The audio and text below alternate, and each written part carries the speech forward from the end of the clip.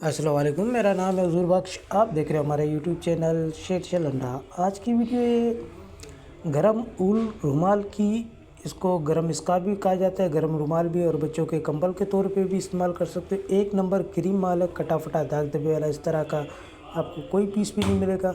साफ़ सुथरा कलरफुल बेहतरीन माल है। इसी का आपको कुछ पीस दिखाऊंगा।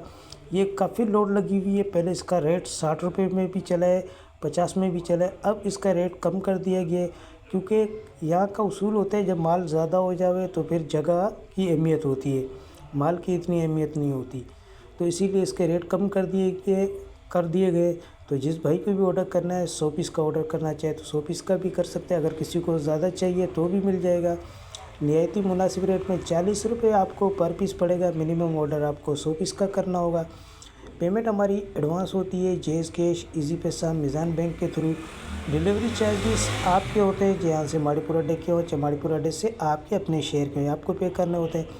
पूरे पाकिस्तान में माल हमारा ट्रक अड्डे के थ्रू डिलीवर होता है। अगर हमारी वीडियो अच्छी लगे तो हमारे पेज को लाइक, शेयर, फॉलो लाजमी करें, क्योंकि हमारे हर आने वाली वीडियो आपको बआसानी मिलती रहे।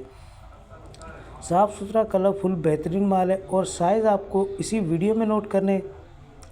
ये फुल साइज़ के स्कार्फ है। जिस भाई को भी ऑर्डर करना है अभी ऑर्डर कर सकते हैं। ये कंबल के तौर पे, बच्चों के कंबल के तौर पे भी इस्तेमाल करना चाहो तो कर सकते हो।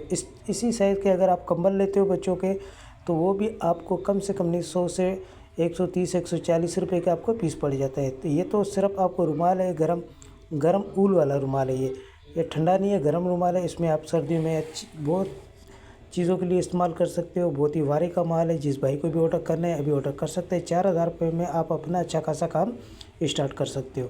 तो ऑर्डर करने के लिए आपको व्हाट्सएप पे रब्ता करना है। व्हाट्सएप नंबर स्क्रीन पे शो है, इस पर आप ऑर्डर कर सकते हो। तो माल के हवाले से आपको आइडिया हो गया होगा। हमें दीजिएगा इजाज़त। अल्लाह हाफिज़।